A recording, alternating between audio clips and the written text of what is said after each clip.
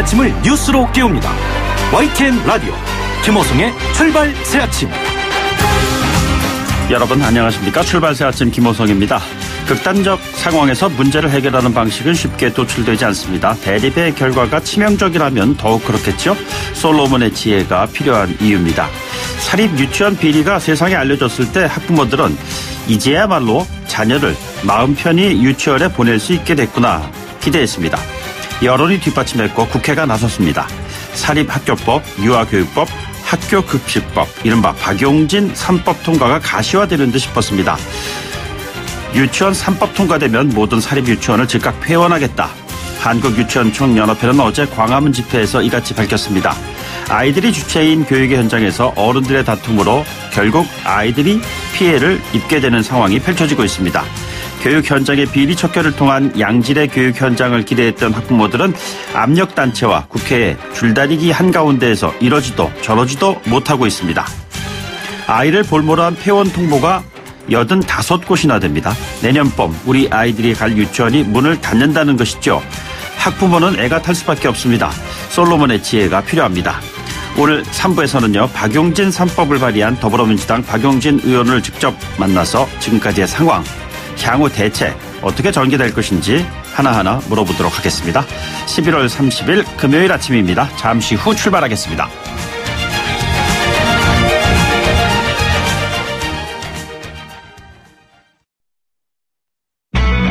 YTN 라디오 김호성의 출발 새아침. 네, 지금까지 들어온 뉴스 오늘 꼭 아시면 좋을 뉴스 정리해보겠습니다. 시사평론가 이종훈 박사 나오셨습니다. 안녕하십니까? 네, 안녕하세요. 네, 청와대 요즘에 자꾸 그 뉴스에 오르내리고 있습니다. 특별감찰반 전원이 교체됐다. 이게 무슨 일이 있었기 때문에 이랬을까요? 예, 이것도 굉장히 이례적인 일이죠. 네. 이 청와대 민정수석실 내에 그 특별감찰반이 2개가 있습니다. 네네. 반부패 비서관실 산하에 하나 있고 민정비서관실 산하에 하나가 있는데요. 네네. 이번에 문제가 된 것은 반부패 비서실 산하 특별감찰반 직원들입니다. 네네. 주로 부처와 관련된 그 감찰 업무를 좀 맡고 있는 그런 곳인데요. 여기서 일하는 직원 한 명이 그 아마 사업을 하는 사람하고 좀 가까이 지낸 것 같은데 네. 그 사람이 관련된 사건에 대해서 경찰 쪽에 전화를 걸어서 이제 수사 진척 상황을 이제 물어봤다는 거죠. 예. 예, 이것도 좀 해서는 안 되는 일이었는데요. 그래서 이제 즉각 소속 기관으로 돌려보냈고 징계할 것도 이제 청와대 쪽에서 건의를 했는데 그런데 이 한 명 이외에 알고 보니 뭐 거의 전원 교체가 됐더라는 얘기입니다. 왜 그런 일이 벌어졌는가와 관련해서 뭐 근무 시간에 단체 골프를 쳤다 이런 설도 나왔었는데요. 지금 가까이 지낸 그 사업가와 이 다른 직원들도 가끔 골프를 쳤던 거 아니냐. 예. 그러니까 이른바 접대 골프를 쳤을 가능성 또 있는 것으로 보도가 또 나오고 있습니다. 이 사실관계는 아직까지 정확하게 청와대가 밝히고 있지는 않습니다. 네네. 이 단체 골프를 근무 시간에 쳤다 이런 보도와 관련해서는 김의겸 청와대 대변인은 일단 확인되지 않은 사실이다 오보다라고 해명을 하긴 했는데요. 그러면서도 부정행위와 관련된 그 인원이 몇 명인지에 대해서는 공개할 수 없다라고 또 이야기를 해서 청와대도 지금 참 속이 답답한 모양 같습니다. 예. 좋은 일로 뭐 이게 나오는 거야 별 문제가 없겠습니다만 요즘에 청와대 가십성 기사들은 썩 그렇게 좋은 기사들이 아닙니다. 네, 더군다나 이제 기강회의성 이제 소식들이어서 이번에도 이 전원 교체하는 그런 강수를 둔 배경에는 네네. 기강회의 용납하지 않겠다라고 하는 의지가 담겨 있는 것으로 보입니다. 네. 그리고 또 다른 게 있어요. 청와대에 인사를 사칭한 이메일도 추가로 발견이 됐습니다. 네, 그렇습니다. 이 청와대 국가안보실 소속 비서관을 사칭한 그 가짜 이메일 발송 사건 얼마 전에 발생하지 않았습니까? 네네. 뭐 발송자는 이제 모 대학의 연구소 연구원으로 돼 있습니다만 예. 청와대가 이걸 이제 수사를 의뢰를 한 상황인데요.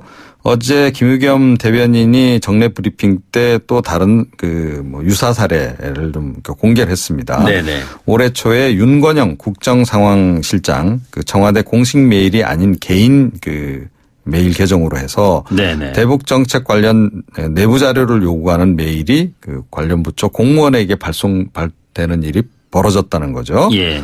윤 실장이 전산정보 책임자에게 바로 신고를 해서 조치를 이제 취한 것으로 그 이후에 이제 다른 이메일 계정들도 다 예. 점검을 마친 것으로 이렇게 지금 알려지고는 있는데요.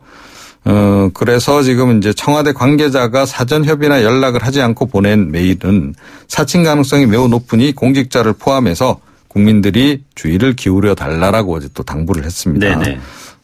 그리고 또 이런 속에 문정인 통일 외교안보 특보를 사칭을 해서 남북 정상회담 평가 보고서를 검토해 달라라고 정부 부처에 요구한 일도 있었다라고 이것도 새로운 또 보도로 나오고 있습니다. 네네.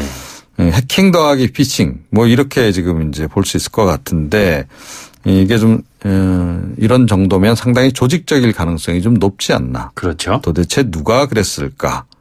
예. 북한 또는 해외 정보기관 네네. 여러 가지 추측을 지금 하게 합니다. 알겠습니다. 그리고 경찰 인사가 났는데 고위급 간부가 그 인사에 불만을 품은 것 같습니다. 항명 사태가 발생을 했다는 얘기예요. 예, 그렇습니다. 이 민감용 경찰청장 취임 이후 첫 정기 인사입니다. 네네. 예, 어제 치안 정감 승진 전보 인사를 단행을 했는데 치안감 승진 인사에서 탈락한 그 송무빈 서울지방경찰청 경비부장이 인사 원칙 기준이 과연 타당한 것이었는지 묻고 싶다. 이런 내용의 입장문을 출입 기자들에게 배포를 한 겁니다. 예. 아예 이제 공개적으로 네네. 사실은 이제 인사 문제에 대해서 거론을 하고 나선 그런 그 상황인데요. 네네. 본인 생각에는 좀 다분히 정치적인 관점에서 결정된 거 아니냐. 예. 그리고 이 본인이 그 백남기 농민이 물대포 맞아 쓰러진 민중 총궐기 집회 네네. 당시에도 이제 근무를 했었는데 네. 서울 기동 본부장으로 근무를 했다 그래요. 네네. 서울청에. 그런데 직접 그 현장에 있지는 않았음에도 불구하고 네. 뭐 관련됐다라고 하는 음해성 뭐 투서도 마치 도른 것처럼. 네네. 그래서 인사 불이익을 받은 것으로 이렇게 개인적으로는 좀 추정을 하기도 하고. 네네. 그랬는데요. 이게 곧바로 좀 명예퇴직 신청을 했거든요. 네네. 이런 일이 뭐 간혹 이제 경찰 인사와 관련해서도 과거에도 뭐 없지는 않았는데 지금 안 그래도 좀 어한 그런 분위기 속에서 이런 소식까지 좀 전해져서 예 국민들이 이 지금 문재인 정부를 바라보는 마음이 살짝 조금 불안합니다. 어느 것보다도 그 위계 질서가 강한 조직이잖아요. 경찰, 검찰 이런 쪽이 네. 치안 감이면은 뭐 2급 이사관급의 이제 그 직위인데 고위급에서 이렇게 인사에 대한 반발을 하는 것도 상당히 좀 이례적입니다.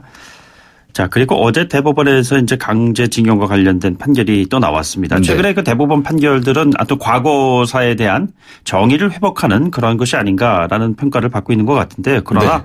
일본 정부는 나올 때마다 항의를 하고 있습니다. 그렇습니다. 뭐 지난달 32일에 이제 대법원 전원 합의체에서 이제 신일본 제철 상대로 한 그 소송 부분 승소 판결 확정을 하지 않았습니까? 예. 이번에는 이제 대법원 2부에서 이제 그 여자 근로정신대 피해자 유족 그리고 이제 강제징용 피해자들에 대해서 똑같은 그 승소 확정을 지금 했고요. 이번에 미쓰비시 중공업을 상대로 낸 손해배상 청구였습니다. 지금 재판부의 판단은 그 한일 청구권 그 협정에도 불구하고 개인 청구권은 소멸되지 않은 것이다. 네네. 라고 지금 전제하고 지금 이제 판결을 내리고 그렇죠. 있는 거고요. 예. 일본 정부는 또 이번에도 이수훈 주일 대사를 이제 조치해서 또다시 항의를 했습니다. 그런데 이번에는 우리 외교부도 주한 일본 대사를 청사로 불렀습니다. 그래서 최근 일본 쪽의 과도한 반응에 좀 항의를 했습니다. 예, 예. 그러니까 우리 사법부 판결에 대해서 일본 정부가 너무 과하게 대응을 하고 있다. 네네. 자제해달라. 뭐 이런 촉구를 했다고 합니다. 예. 국가로 인해서 받았던 개인의 피해를 지금 다시 국가가 구제를 하려고 하고 있는데 가해 국가에서 사사건건이 이렇게 나오는 결과에 불만을 표시하고 있습니다. 과연 이것 것이 옳은지 판단을 해봐야 될 것 같습니다. 예, 이 박사님 지난 한 주 동안 고생하셨습니다. 네, 고맙습니다. 네. 네, 지금까지 이종훈 시사평론가였습니다. 여러분은 지금 FM 94.5MHz로 방송되고 있는 YTN 라디오 김호성의 출발 새 아침을 듣고 계십니다. 의견 주실 분은 짧은 문자 50원, 긴 문자 100원의 이용료가 드는 휴대전화 메시지 샵 0945 우물정 0945번으로 의견 남기실 수 있습니다. 네, 조금 전에 뉴스 브리핑을 통해서도 말씀드렸습니다만 전범 기업인 미쓰비시 중공업이 우리의 강제징용 피해자들, 근로정신대 피해자들에게 배상을 해야 한다. 이런 판결이 어제 대법원에서 나오지 않았습니까? 무려 74년이라는 시간이 흘렀습니다. 승소 판결받은 미쓰비시 강제징용 피해자들은 안타깝게도 모두 고인이 됐습니다. 대법원의 정의로운 판단을 지켜보지 못하신 것이죠. 지연된 정의는 정의가 아니다. 이런 이야기가 떠올랐습니다. 예, 그동안 이 문제에 천착해 오신 대한변협의 일제피해자 인권특별위원장이신 최병태 변호사를 연결하겠습니다. 변호사님 안녕하십니까? 예, 안녕하십니까? 어제 판결 나오는 곳에 대한 감회가 남다르셨을 것 같은데 어떠셨는지요?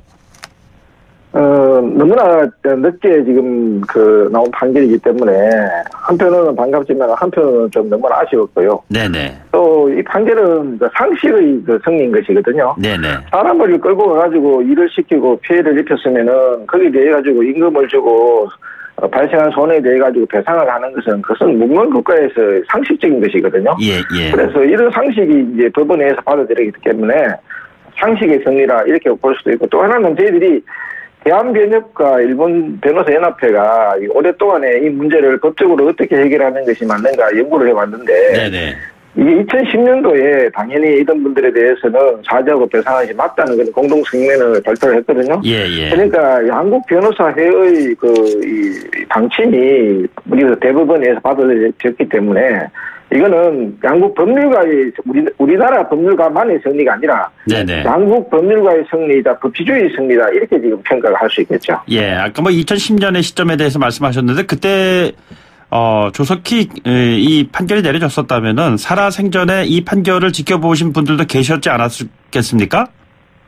그렇죠. 지금 그 당시에 지금 2010년도 양국 변호사회가 법적으로 이렇게 하는 것이 법적 정의에 맞다고 이렇게 공동선언을 했을 때 그에 따랐으면 더 좋았을 것이고, 예. 그보다도 더 이제 중요한 것은 이게 2007년도 4월 달에 일본 최고재판소에도 이런 사건에 대해 가지고 어떻게 판단했냐 하면은, 네네. 피의자들의 개인 청구권은 존속하니까 자발적으로 굳이 하라고 판단을 했는 것이거든요. 예.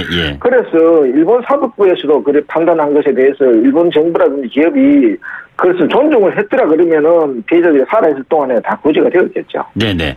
이게 대법원 판결과 관련해서 물론 뒤늦은 정의 회복이라는 측면에서의 가치 부여가 있겠습니다만 왜 이렇게 늦었을까? 따라서 대법이 별도의 입장을 좀 밝혔어야 하는 것이 아닌가라는 비판의 목소리도 있습니다. 어떻게 생각하시는지요? 예, 그렇습니다. 저도 이제 대법원 선고할 때 그 대법원 법정에 갔었는데, 이런 사건 같은 경우에는 구체적으로 이렇게 판결 내용도 좀 이렇게 설명을 하고 피해자들에게, 예. 또 왜 그렇게 이 재판이 지금 19년이 가까이 되도록 이렇게 늦게 된지에 대해서 재판부가 사과를 해야 되겠죠. 네네. 왜 그러냐면은 지연된 정의는 정의가 아니기 때문에 정의롭지 않은 판결을 하는 거하고 동일한 것이거든요. 예. 그런데 피해자들 입장에서는 왜 우리 국가 피해 국가에서 이 19년에나 가깝도록 판결을 이렇게 늦게만 해야 됐는지에 대해서 당사자들이 납득을 해야 되지 않겠습니까? 네네. 그래서 그런 부분에 대해서 대법원에서 그런 성명이 없었다는 것은 상당히 유감스러운 것이라고 그래 봐야 되겠죠. 예. 그리고 또 더불어서 근로정신대 경우도 최초의 대법 판결인데 말이죠. 어제 김성주 할머니 기자회견 하시는 걸 이렇게 보니까 워낙 고령이시고 그러셔서 한마디 하실 때마다 정말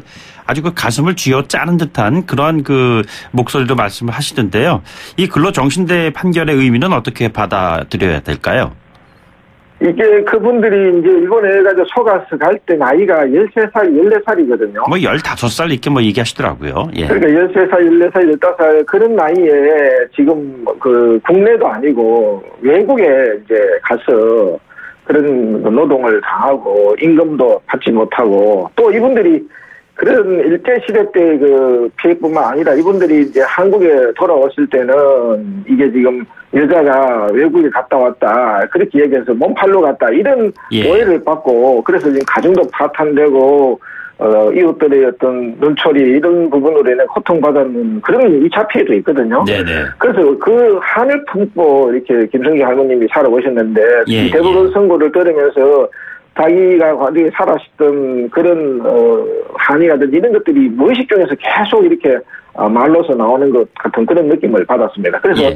이 판결도 근로정신대와 같은 반인도적 불법 행위에 대해서는 반드시 구제가 이루어져야 된다는 그런 사법부 판단이니까 네네. 근로정신대 관련돼 가지고는 첫 번째 확정 판결에서 큰 의의가 있는 것이라고 그래 봐야 되겠죠. 예, 그러니까 지금 말씀하신 대로 이것은 일본군 위안부 그 할머니들의 피해자와는 또 다른 개념으로 받아들여야 되는 부분인데 지금까지 이 해당 그 당사자들은 정말로 그 한맺힌 세월을 살아오신 겁니다. 그렇죠. 그분들은 이때까지 해방이 진정하는 의미에서는 안 되었다고 봐야 되겠죠. 왜냐하면은 마음의 상처가 치유가 되고 한이 풀려야지 해방이 되는 것이거든요. 예, 예. 그래서 그분들은 우리나라는 해방이 되었을지는 모르지만은 피해자들은 해방이 안 되었다는 말을 늘 하십니다. 그러니까 뭐 항상 남들 눈을 피해서 숨죽이고 살았던 게 한유된다 뭐 이런 얘기를 직접 하시더라고요. 그렇습니다. 그분들의 그 평생을 갖다가 빼앗긴 청춘으로 인해 가지고 고통받았던 것이기 때문에 지금 네네. 법원에서 인정하는 1억 정도의 위자료 하는 것은 터무니없는 금액이라고 그래 볼 수도 있겠죠. 예, 이 판결에 대해서 그동안 박근혜 정부 양승태 대법원장 시절에 사법농단 의혹으로 판결이 계속 미뤄졌다는 것이다. 뭐 이런 것에 대한 의문을 표시하는 사람들이 있습니다. 어떻게 생각하고 계시는지요? 이게 지금 그 우리 사법부가 좀 이렇게 늦게 판결을 내린 것에 대해서도 어떤 의미에서는 많이 반성을 해야 되고요. 예. 또 이 판결은 한편으로 생각하면은 일본 사법부의 최고재판소의 그 판단하고 우리 대법원의 판단이 다른 게 아니거든요. 네네. 양국 사법부가 피해자들이 구제되고 있지 않는 상황에 대해서 법적 정의는 전국권이 살아있으니까 적극적으로 구제를 하라는 것이 양국 사법부 판단인 것이거든요. 네네. 그래서 우리가 이 사건을 계기로 해가지고 일본과 한국은 좀 더 법치주의를 존중하는 법치주의 국가로 이렇게 좀 더 발전해 나가는 계기가 될 것이라 저는 그렇게 보고 있어서 예, 예. 우리 대법원은 일본 사법부의 권위도 높여주는 그런 판결을 했기 때문에 네네. 이런 판결은 중국에도 큰 영향을 줄 것이라고 그렇게 저는 보고 있습니다. 그래서 예. 우리 대법원은 이 동아시아의 인권 사회를 갖다 이제 리드한다는 그런 책임감을 가지고 향후 법과 양심에 따라서 이런 소신령 판결들을 신속하게 해주면 좋겠습니다. 예. 그러나 일본 정부는 대단히 지금 이 부분에 대해서 부정적입니다. 지난번 신일본제철 판결 때도 그랬고요. 매우 유감이며 결코 받아들일 수 없다. 그리고 더 나아가서는 국제사법재판소 제소 포함한 모든 방법 동원하겠다. 이런 얘기를 하고 있습니다. 그리고 지금 그건 말이 되지 않죠. 왜 그러냐면은 이 법치주의 국가에서는 사법 판단을 존중해야 될 의무가 있는 것이거든요. 행정부의 관료들. 그런데 이 지금 일본 외상의 그런 발언들은 일본이 법치주의 국가를 포기하겠다는 거죠. 예, 예. 그리고 또 한편으로는 상식을 따르지 않겠다는 거 아닙니까? 네네. 그거는 쉽게 이야기하면 전쟁을 하겠다는 선포와 같은 것이거든요. 예. 아까 전에 말씀드린 것처럼 이 판결은 우리나라 대법원의 독자적인 판단이 아니고 일본 최고재판소에서도 이 청구권이 피해자들이 갖고 있는 청구권이 살아있으니까 자발적으로 구제하라는 거니까 네네. 이것을 따르지 않겠다고 하는 것은 일본 최고재판소를 판결을 따르지 않겠다는 것이죠. 예, 예. 그러니까 자국의 사법부의 판단도 계속 따르지 않겠다. 이런 법치주의국가에서 있을 수 없는 그런 반응들을 한다 그러면은 그 외상은 탄핵을 시키는 것이 맞죠. 네네. 정상적인 국가라면. 그리고 예, 예. 국제사법재판소로 가겠다 하는데 그것도 터무니없는 이야기죠. 왜 그러냐면은 이 정권 협정의 해석과 관련돼가 분쟁이 발생했을 경우에는 국제사법재판소 가서 해결하라 그렇게 되어 있지 않거든요. 네네.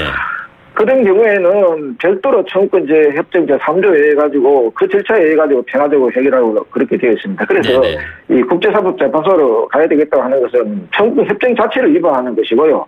무엇보다도 자국의 최고재판소 판결도 따르지 않는 일본 정부가 국제사법재판소 판결이 난들 따르겠습니까? 예, 예. 그런 어거지 주장을 할 경우에는 우리 외교부가 정정당당하게 그런 것은 부당한 거라고 해서 강력하게 항의를 하고 거꾸로 지금 일본 대사를 갖다 소환을 해가지고 항의를 해야 되겠죠. 예. 이게 지금 개인별로 배상을 지금 받아야 되는 그런 상황에서 미쓰비시 측의 반응을 보면은 일본 정부와 적절히 대응해 나가겠다 이런 입장을 밝혔습니다. 이 이야기는 배상을 제대로 하겠다는 의지하고는 좀 거리가 먼 입장 발표 아닌가요? 저는 달리 해석을 하고 있습니다. 일본 네네. 정부하고 그 협의를 해가 대처하겠다는 이야기는 지금 일본의 외무성이 부당한 간섭을 하고 있으니까 일본 정부의 눈치를 볼 수밖에 없으니까 이제 그런 발표를 한 것으로 보이는데 예. 문제는 이 미쯔비시라고 하는 회사가 중국을 상대로 해서 중국의 피해자들은 자발적으로 자기들이 피해자를 찾아가면서 집단적으로 화해를 하고 있거든요. 네네. 그러니까 이 한국하고도 이제 그런 부분에 대해서는 지금 설레가 있으니까 뭐 할 것이라고 보입니다만은 네. 일본 외무성이 방해를 하니까 네. 이 지금 정부하고 협의를 해서 대처하겠다 그렇게 발표를 한 게 아닌가 그렇게 지금 보고 있습니다. 우리 정부에서 앞으로 피해자들에 대한 노력은 어떠한 방향으로 이루어져야 한다고 보시는지요? 일단은 우리 정부에서는 지금 우리 외교부의 그 잘못된 관료들을 일단은 청산을 해야 됩니다. 네네. 지금 이 오랫동안에 이게 판결을 나오지 못하도록 지금 그렇게 사법 거래를 했던 그 책임자들이 아직 여전히 외교부에 있지 않습니까? 네네. 이런 책임자들을 그대로 두고 어떻게 일본하고 협상하겠습니까? 예, 그래서 예. 그 부분에 대한 인적 청산이 반드시 필요하고요. 두 번째는 우리 외교부가 법치주의 국가에서 법을 따라야 한다는 기본 원칙을 지켜야 됩니다. 예, 그리고 예. 우리나라에서 특히나 외교부가 사법권을 무시하고 있는 것은 대표적인 예를 보면은 2011년도 8월 30일 헌법재판소가 위헌 결정을 했거든요. 예. 구체적으로 말씀드리면 원폭 피해자라든지 그 일본군 위안부 문제에 대해 가지고 우리 정부가 이렇게 지금 손을 놓고 있는 것은 그 헌법 위반이라고 결정을 했지 않습니까? 네네. 그럼에도 불구하고 원폭 피해자에 대해 가지고 지금 7년이 넘게 한 번도 협상한 바가 없거든요. 예, 예. 이런 법치주의 국가에서 사법 판단을 갖다가 무시하면서 어떻게 일본의 상도로 해가지고 법을 지키라고 그렇게 이야기를 할 수 있겠습니까? 그래서 네네. 우리 스스로가 우리 외교부 스스로가 지금 법을 준수하는 그런 자세로 지금 빨리 전환을 해야지 이 문제를 해결할 수 있는 그런 힘이 생긴다 이렇게 말씀을 드릴 수 있습니다. 예, 이건 뭐 좀 다른 차원에서의 또 이야기일 텐데요. 이런 사안이 나올 때마다 한일 관계 악화 우려 이런 얘기가 나오고 있습니다. 자, 우리는 이것을 어떻게 좀 받아들여야 된다고 보시는지요? 그것은 지금 법치주의가 확장되는 그런 진통이라고 지금 봐야 되는 것이거든요. 이게 네네. 한일 관계가 악화된다고 지금 진통이 있다는 이야기는 뭐냐면은 한국의 법치주의가 확장되고 있구나. 네네. 이렇게 봐야 되는 것이지 지금 우리가 일본하고 한국 사이에서 계속 무법천지로 살 수는 없는 거 아닙니까? 네네. 지금 한국과 일본에서는 개인 청구권은 살아있다는 것이고 일본 고노 외상도 자기 국회에서 분명히 이야기했지 않습니까? 예, 예. 지금 이게 개인 청구권은 소멸된 것은 아니라고 이야기하고 있다 그러면은 네네. 그러면 이 살아있는 청구권을 어떻게 소멸을 시킬 것인가 그런 협의를 하는 것이 법치주의국가의 기본인 것이지 예. 이 문제를 해결하지 않고 무법천지로 계속 가겠다. 전쟁 준비를 같이 하겠다. 이렇게 해서는 되지 않죠. 그렇다면 앞으로 남아있는 일본 강제징용 관련 재판이 긍정적으로 이번 판결과 같은 내용으로 나올 거라고 예상을 해도 크게 틀리지 않을까요? 그렇죠. 이거 전 합의체에서 나온 것이기 때문에 네네. 다 기속력을 가지고 있는 것이거든요. 예. 그래서 다 이런 판단은 그대로 이제 관철이 될 거라고 저는 보고 있습니다. 예. 전체적으로 봤을 때 신일철 주금하고 미쓰비시 중공업 그리고 그 기타 다른 사례들도 있지 않습니까? 히타치 조선이라든가 스미토모 석탄 광업 이런 재판 판결과 연관되어 있는 분들의 수가 모두 한 몇 명 정도 되고 있습니까? 지금 제가 진상규명위원회 근무를 할 때 받았는 신고를 보면은 한 22만 6천 명 정도로 지금 신고를 했는데 예. 학자들은 일제시대 때 그 동원 숫자와 관련돼 가지고 연 인원으로 800만 명이나 그렇게 이야기를 하고 있고요. 예, 예. 또 한국과 일본이 65년 당시에 한일 협정을 맺을 때 논의된 숫자를 보면 103만 명 그렇게 네네. 지금 이야기를 하고 있습니다. 아, 그렇습니까? 이 많은 분들의 한이 좀 풀릴 수 있는 그런 계기가 마련되었으면 합니다. 네, 변호사님 그동안 애쓰셨고요. 앞으로도 더 큰 활약 기대하겠습니다. 오늘 고맙습니다. 네, 감사합니다. 네, 지금까지 최봉태 변호사였습니다. 1부 마치겠고요. 2부에 돌아오죠. 소통의 아침을 여는 공정한 목소리 YTN 라디오 김호성의 출발 새 아침. 네, 출발 새 아침 2부에서는요. 기준금리 인상할까 아니면 이번엔 하지 않을까 굉장히 관심들이 높으시죠? 관련된 내용 준비하고 있습니다. 잠시 뒤에 돌아오겠습니다.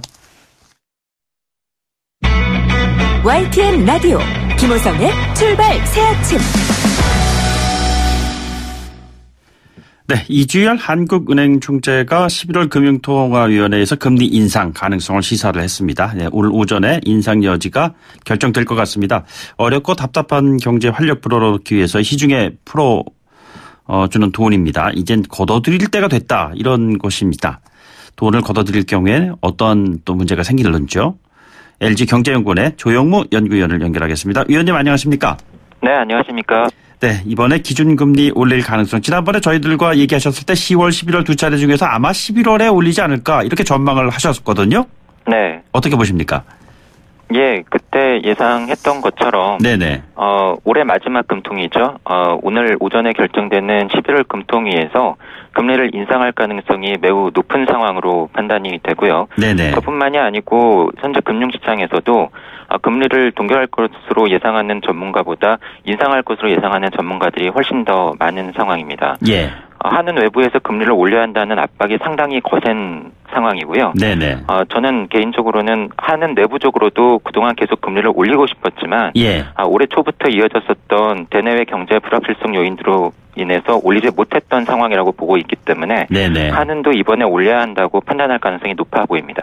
금융투자협회 조사 최근에 따르면 응답자 79%가 금리 인상을 전망했다 이런 기사도 나오고 그랬거든요. 자, 네. 그렇다면 금리 인상을 했을 때 나타날 수 있는 여러 가지 문제 그리고 물론 장점도 있겠습니다만 어떻게 보고 계십니까? 이 성장률이라든가 고용, 가계대출 이런 걸 다 종합적으로 봤을 때 어떤 영향이 있을 걸로 우리가 생각을 해야 될까요? 최근에 많이 받은 질문인데요. 한국은행이 어떻게 할 것 같으냐? 네네. 이번에 올릴 가능성이 상당히 높다. 하지만 어떻게 하는 게 좋겠느냐? 신중할 필요가 있다. 이렇게 말씀을 드리고 있는데요. 네네. 그 이유는 금리 결정과 관련된 주요 우리 경제 변수들을 보면은 금리를 올렸을 때의 충격을 과연 우리 경제가 감내해낼 수 있을 것인가에 대해서 우려스러운 부분이 많기 때문입니다. 네네.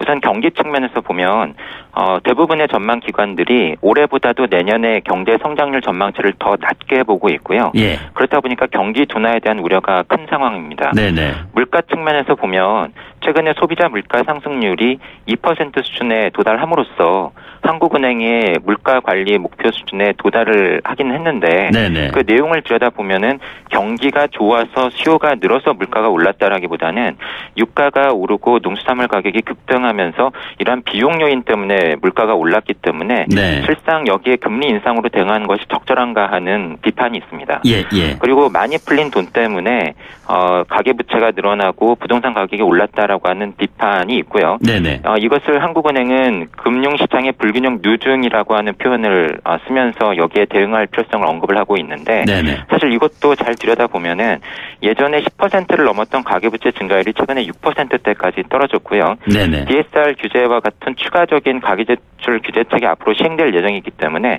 더 떨어질 가능성이 있는 거죠. 예, 예. 부동산 가격 역시도 서울과 같은 일부 지역은 많이 올랐지만은 그 과정에서 지방 일부 지역은 부동산 가격이 떨어지는 양상이기 그렇습니다. 때문에 예. 이러한 차별화되는 부동산 시장에 금리 인상으로 대응하는 것이 적절한가 하는 비판도 있습니다. 예, 이번 금리 인상 관련해서 이제 최근에 통계청 발표에 따르면 우리 사회의 빈부의 양극화 현상이 지난 11년 이래 가장 크게 벌어졌다 이런 이야기도 최근에 나오지 않았습니까? 네. 이렇게 된다면은 돈이 부족한 계층의 고통은 더욱더 심화되는 것이 아니냐라는 지적이 있습니다. 어떻게 봐야 될까요? 사실 최근 우리 경제를 살펴볼 때 총량 또는 전체적으로 보는 것이 아니라 말씀하신 것처럼 계층별 또는 유형별로 나누어 봐야만 우리 경제의 문제점이 잘 보인다라고 하는 특징이 있는데요. 예. 말씀하신 것처럼 계층별로 보면은 최근에 고용시장에서도 임시직, 일용직 일자리가 줄고 또는 단기로 일하는 근로자들의 비중이 높아지는 것처럼 네네. 고용시장에서 상황이 어려운 계층이 더 어려움을 겪고 있고요. 최근에 발표된 소득 통계에서도 소득 상위 20% 계층의 소득은 전년 같은 기간 대비 8.8% 늘었지만 네네. 소득 하위 20% 계층은 같은 기간 동안 소득이 도리어 7% 줄어드는 것처럼 그렇습니다. 예. 이러한 차별화 양극화 현상이 나타나고 있습니다. 아무래도 대출을 받을 필요성 자체는 돈이 많으신 분들보다는 적으신 분들이 많고요. 네네. 도리어 만약에 금리가 올라가게 되면은 예금과 같은 금융자산을 많이 가지고 있는 계층은 이자 수익이 늘어날 가능성조차도 있는 것이죠. 예, 예. 반면에 부채 상환 능력이 취약하거나 소득이 적으신 분들 도리어 최근에 은행에서 대출을 받지 못하면서 변동금리 대출의 비중이 높은 대출을 많이 늘리신 분들이 금리가 올라갈 때 영향을 직접적으로 빠르게 받을 가능성을 우려를 하고 있습니다. 예. 위원님, 말씀하신 김에 대략 보면은 가계부채 1,500조 이런 얘기 나오고 그러는데 이 기준금리가 0.25% 오를 때 이자 부담액이 2조 5천억 원 정도 더 올라간다. 이 말 맞습니까? 직접적으로 그렇지는 않고요. 네네. 도리어 금리가 올라가는 속도는 대출금리보다도 예금금리가 먼저 올라갈 가능성이 있습니다. 예, 예. 대출금리는 예금금리뿐만이 아니라 그 시중의 채권 수익률 그리고 국제금리 같은 것들을 종합적으로 감안을 한 은행들의 가중평균 자금 조달 금리인 코픽스 금리가 네네. 시차를 두고 올라가야만 대출 금리가 올라가는 경향이 있기 때문이죠. 예. 하지만 저희가 눈여겨볼 것은 지난 1년 동안 한국은행이 계속 금리를 동결해 왔음에도 불구하고 가계가 직면하는 대출 금리는 미국의 지속적인 금리 인상으로 인해서 계속 올라왔고요. 네네. 여기에 오늘 만약에 한국은행이 금리를 인상한다라고 한다면 예. 시차는 있겠지만 결국은 가계대출 금리도 지속적인 상승 압력을 더욱더 받을 가능성이 있기 때문에 네네. 저희가 여기에 주목해야 되는 것이죠. 예, 그러니까 소득보다 가계 빚이 더욱더 빨리 올라간다고 했을 때 기준금리의 인상은 이 같은 부담을 더욱더 가중시킬 것이 아니냐라는 지적이죠. 그렇습니다. 아무래도 금융자산이 많은 계층인가 아니면 도리어 빚이 많은 계층인가를 저희가 잘 살펴볼 필요가 있겠고요. 네네. 그러한 면에서 전반적으로 대출 규제가 강화되는 가운데에서 은행 대출의 문턱을 넘지 못하고 네네. 대출 조건이 좋지 못하거나 금리 수준이 높은 비은행권 대출 쪽으로 밀려난 계층을 저희가 잘 볼 필요가 있는데 네네. 이러한 계층들은 최근에 발표된 3분기 가계신용 동향을 살펴보면은 도리어 돈을 빌리는데 상당한 애로를 겪으면서 돈을 빌리지 못하고 계신 계층이거든요. 예. 여기에서 금리까지도 올라간다라고 한다면 이미 가계부채의 총량 자체가 늘어난 상황이기 때문에 내야 되는 이자 부담이 상당히 커질 수가 있겠고요. 네네. 우리 경제 전체적으로 보면은 가계가 내는 금융 비용 이자 부담이 늘어나게 되면은 예. 실제로 쓸 수 있는 가처분 소득이 줄어들고 이것이 구조적으로 우리 경제 안에서 내수 소비가 위축되고 자영업 경기가 어려워지는 중요한 요인이 될 수 있을 것으로 보입니다. 네. 그러니까 투자가 활성화되지 못하는 가운데서 결국에는 경기도 위축될 수밖에 없다 이런 말씀이시잖아요. 네. 예. 그런데 미국 기준금리하고 금리 차이가 항상 지금 언급되고 있는데요. 자, 이 부분을 우리가 어떻게 받아들여야 하는 것인가요? 사실 잘 기억들을 해보시면은요. 네네. 작년부터 많은 분들이 우리나라 금리보다 미국 금리가 더 높아지면 외국인 자금이 많이 빠져나갈 거다. 네네. 그래서 우리가 금융위기를 겪을 거다라고 하는 말씀들을 많이 하셨죠. 그렇습니다. 예. 그런데 사실은 이미 3월부터 우리나라 정책 금리는 미국보다 낮아졌습니다. 네네. 근데 실제로 외국인 자금이 많이 빠져나갔느냐? 지금까지 총량으로 보면 도리어 들어왔고요. 네네. 주식시장에서는 들락날락하는 모양새를 보였지만은 도리어 채권시장에서는 9월 정도를 제외하고서는 계속 돈이 들어왔거든요. 말씀드리고 싶은 것은 소폭의 금리 역전만으로 외국인 자금이 움직이는 것이 아니고요. 네네. 도리어 외국인 자금의 국내 투자에 있어서는 금리 차도 중요하지만 환율이 중요합니다. 예. 그래서 외환시장에서 원화 가치가 떨어질 것으로 예상하느냐 올라갈 것으로 예상하느냐에 따라서 외국인 자금이 올해 들어서도 많은 영향을 받는 모습을 보여왔다. 네네. 그런 면에서 볼 때 단순히 미국보다 금리가 낮아졌다라고 하는 것을 우려할 것이 아니라 네네. 환율의 움직임이 어떻게 될 것인가 그리고 환율의 움직임이라든가 외국인들이 우리나라를 보는 시각을 결정적으로 좌우하는 우리 경기가 어떻게 될 것인가 우리 산업 경쟁력을 외국인들이 어떻게 보는가에 보다 더 관심을 기울일 필요가 있는 것으로 보입니다. 예, 최근에 그 한은이 올해 성장률 2.7%로 하향 조정을 했었는데요. 좀 보면은 물가가 계속 오르고 경제는 지금 하강 국면이고 소득은 정체되고 이른바 스태그플레이션을 우려하는 분들이 참 많이 있는데요. 이럴 가능성에 대해서 어떻게 바라보고 계시는지요? 네, 실제로 말씀하신 것처럼 대부분의 전망 기관들이 올해보다 내년 성장률 전망치를 낮게 보고 있고 네네. 그러한 상황에서 소비자 물가 상승률은 2% 수준까지 올라왔고 서민들이 체감하는 물가는 아무래도 생필품이라던가 농수산물 가격이 많이 올랐기 때문에 체감 물가는 매우 높은 상황이고요. 예. 그래서 실질적으로 이러한 상황, 경기는 안 좋은데 물가가 오르는 상황을 경제학에서는 스태그플레이션이라고 부릅니다. 네네. 그러면서 보면은 정도의 차이겠지만 결국은 스태그플레이션과 유사한 국면으로 진입하고 있는 것으로 보입니다. 예. 한 걸음 더 나가서 슬럼프플레이션 얘기까지 하시는 분들이 있습니다. 그런 최악의 상황까지 갈 수 있을까요? 결국은 내년 우리 경기가 어느 만큼 어려워지는가에 네네. 달려 있다라고 보겠는데요. 금리가 높아지면 오늘 저희가 많이 이야기를 한 가계의 이자 부담뿐만이 아니라 네네. 기업들의 이자 부담도 높아지게 되고요. 기업들이 상황이 어려워지게 되면 결국은 투자 고용이 위축되고 그것은 결국 가계소득이 구조적으로 늘어나기 어려운 상황을 맞게 되는 중요한 요인이 되는 거죠. 예. 그런 면에서 금리를 올렸을 때 가계부채 증가세를 얼마나 억제시킬 수 있느냐, 네네. 주택 가격을 어떻게 변화시킬 수 있느냐도 중요하지만 예. 사실은 금리 정책은 투자, 소비, 환율 이러한 전반적인 경제 상황에 모두 다 영향을 미치는 매크로 변수이기 때문에 네네. 보다 더 넓은 시각에서 경기는 어떠한가, 물가는 어떠한가, 우리 환율 나아가서 우리 수출 기업들의 가격 경쟁력에는 어떤 영향을 미칠까, 이렇게 보다 더 광범위한 시각에서 네네. 금리 정책을 판단할 필요가 있다고 생각을 합니다. 예, 이 고금리 기조 상황에서의 살아가는 일종의 생활의 지혜, 생활의 방식 이런 것들과 관련해서 말이죠. 해외 사례라든가 또는 국내에서 이 부분을 좀 잘 극복해 나갈 수 있는 좋은 방안들 이런 논의된 내용들이 혹시 없습니까? 사실은 계속 이어지지 못했는데요. 네네. 저 개인적으로는 어려운 상황을 맡고 계신 분들의 고통을 어떻게 완화시켜 줄 수 있는가와 관련을 해서 네네. 어려운 계층에 대해서 계속 돈을 빌려주는 식의 서민금융 강화는 신중할 필요가 있다고 보고요. 예. 근본적으로 이분들의 소득을 늘려주는 게 중요하겠죠.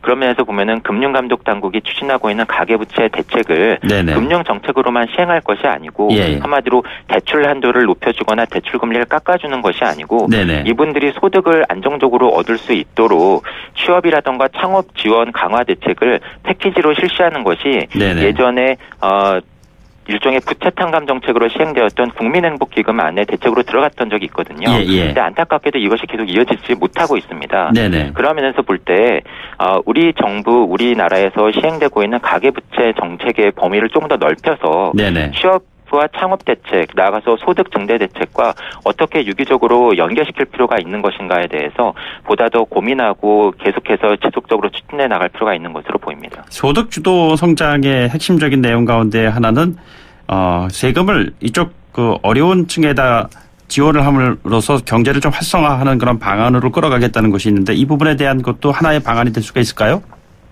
실제로 최근에 소득계층별 상황을 보면은요.